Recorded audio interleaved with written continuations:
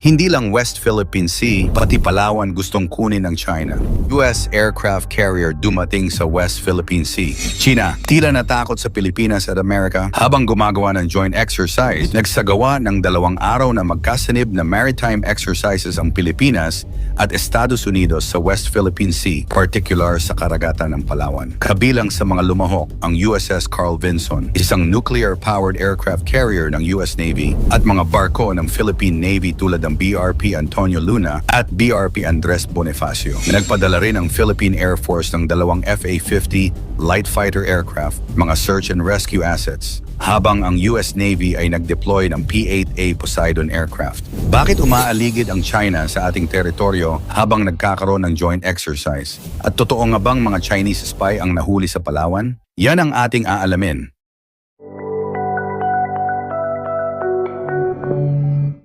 Habang isinasagawa ang mga pagsasanay na mataan ng Armed Forces of the Philippines o AFP, ang 5 barko ng People's Liberation Army, ang PLA Navy ng China na nagmamasid mula sa malayo. Kabilang dito ang isang Type 052B Luyang I-class destroyer, 2 Type 054A Jiangkai II class frigates, isang Type 055 Renhai class cruiser, at isang Type 815 Dongdiao class spy ship. Ayon kay Colonel Francil Margaret Padilla, tagapagsalita ng AFP, nanatili ang mga barkong Chino sa ligtas na distansya at hindi direktang nakialam sa mga aktibidad ng pagsasanay. Patuloy na minomonitor ng AFP ang kanilang mga galaw upang matiyak ang kaligtasan ng mga tauhan at kagamitan. Kasabay ng mga pagsasanay na ito, iniulat ng PLA Southern Theater Command ng China na nagsagawa rin sila ng maritime at air combat patrol sa South China Sea. Bagaman walang direktang pakikialam ang mga barkong Chino sa mga aktibidad ng Pilipinas at Estados Unidos, yung kanilang presensya ay nagpapakita ng patuloy na tensyon at pagmamatsyag sa rehiyon.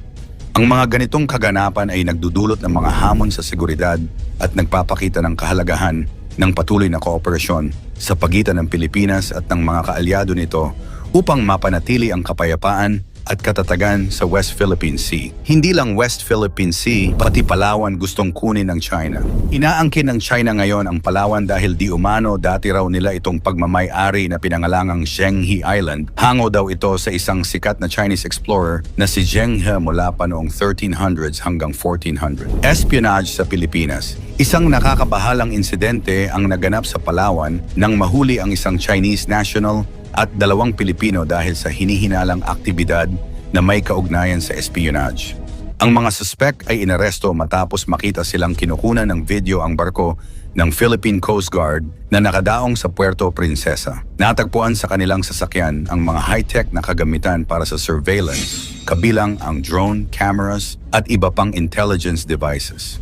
Ayon sa ulat, ang Chinese national ay nakilala bilang isang engineering graduate mula sa universidad na sinasabing may connection sa People's Liberation Army o PLA ng China. Matagal na siyang naninirahan sa Pilipinas at may natatanggap na lingguhang remittance na umaabot sa 1.4 milyon.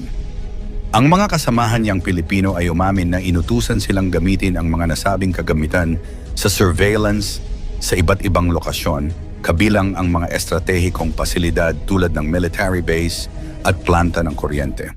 Nagpahayag ang Armed Forces of the Philippines, AFP, at National Bureau of Investigation, NBI, na ang naturang insidente ay nagpapakita ng patuloy na banta sa seguridad ng bansa.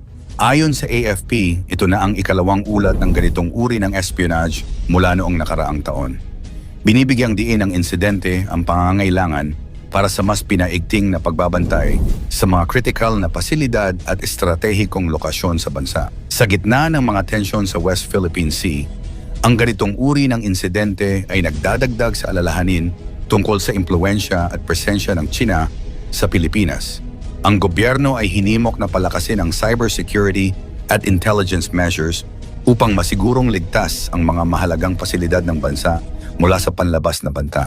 Magkasanib na patrol sa West Philippine Sea. Samantala, isinagawa ng Pilipinas at Estados Unidos ang isang magkasanib na air at sea patrol sa West Philippine Sea. Layon nitong palakasin ang kanilang kooperasyon sa gitna ng mga ulat ng pananalakay ng China sa teritoryo ng bansa. Ang aktibidad ay isinagawa malapit sa lalawigan ng Palawan at nilahukan ng USS Carl Vinson, isang nuclear-powered aircraft carrier.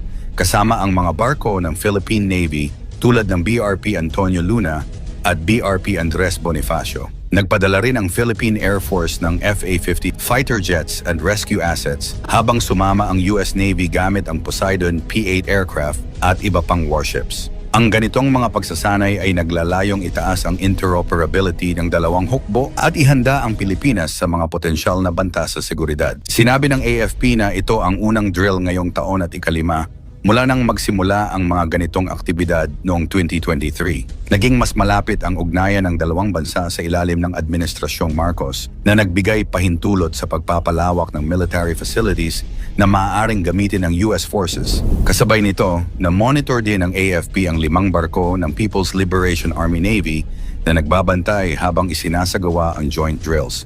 Kabilang dito ang mga Type 052B destroyer, Renhai-class cruiser, at Type 815 spy ship.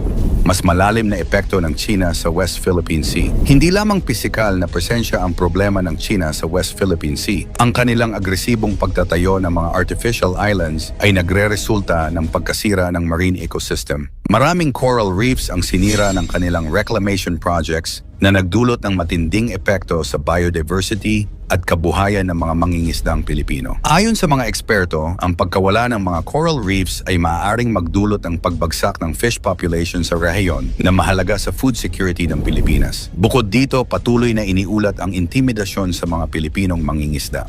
Marami ang nagtuturo na binubugaw sila ng Chinese Coast Guard gamit ang water cannons o blockade, dahilan upang mawalan sila ng access sa kanilang tradisyonal na fishing grounds. Dahil dito, nagiging limitado ang kabuhayan sa maraming coastal communities na nagdudulot ng mas malawak na kahirapan. Sa harap ng mga ito, mas pinaiigting ng Pilipinas ang diplomasya laban sa China. Kamakailan lamang naghain ang Pilipinas ng karagdagang diplomatic protests kaugnay ng presensya ng Chinese vessels sa EZ.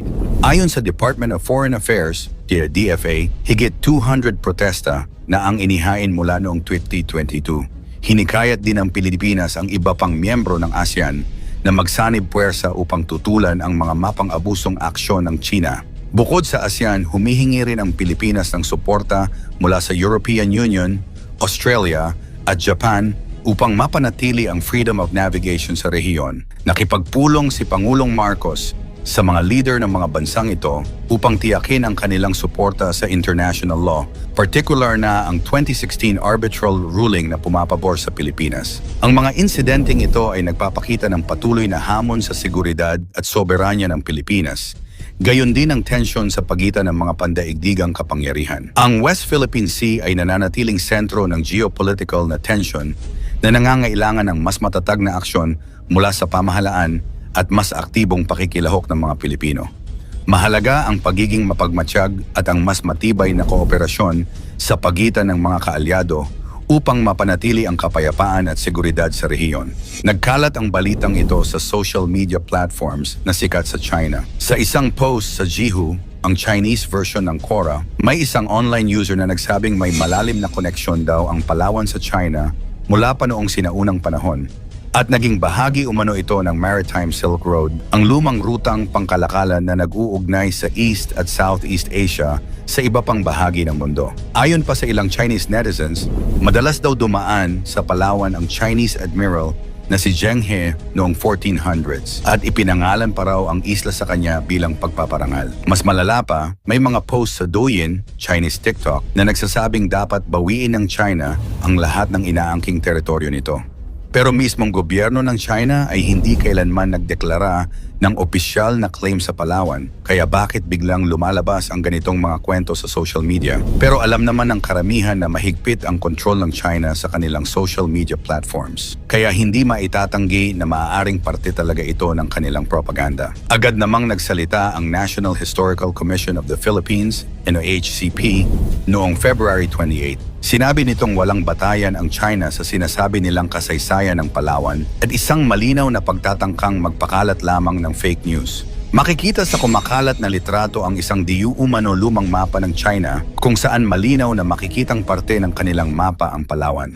Maring itinanggi ng NHCP ang mga paratang ng China, iginiit na ang exploration ay hindi nangangahulugang sovereign ownership. Ang pagdaan o pagbisita ng isang explorer sa isang lugar ay hindi nangangahulugan na kanila na ang teritoryo ayon sa NHCP. Dagdag pa rito, wala umanong ebidensya na may permanenteng pamayanang Tsino sa Palawan.